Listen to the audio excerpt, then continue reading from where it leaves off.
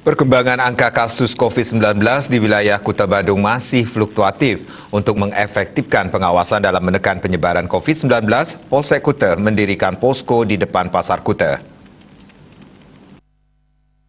Kasus COVID-19 yang masih belum stabil, Kapolsek Kuta Kompol Inyoman Gatra SHMH terus melakukan edukasi kepada masyarakat, terutama di wilayah Kelurahan Kuta. Bahkan untuk mengefektifkan pengawasan dalam rangka menekan penyebaran COVID-19, pihaknya mendirikan posko di depan Pasar Kuta 1, Kelurahan Kuta, Kecamatan Kuta.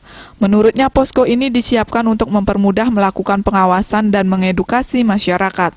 Dalam masa PPKM level 4 di Bali khususnya di Kuta, untuk mengefektifkan PPKM ini lanjut dia perlu terus dilakukan pengawasan dan edukasi. Jangan sampai masih ada yang lepas dari yang namanya protokol kesehatan COVID-19. Posko disiapkan sampai tanggal 2 Agustus. Ia berharap dapat menurunkan angka COVID-19 dengan cara tetap disiplin prokes. Prokes harga mati, baik 5M dan 6M. Ditambahkan Kapolsek Nyoman Gatra bagi OTG COVID-19 tidak lagi diperbolehkan isolasi mandiri di rumah, namun harus isolasi terpusat yang sudah disiapkan pemerintah. Untuk di Badung saat ini tempat isolasi terpusat sudah ditambah lagi, pihaknya bersama jajaran juga membagikan masker serta paket sembako.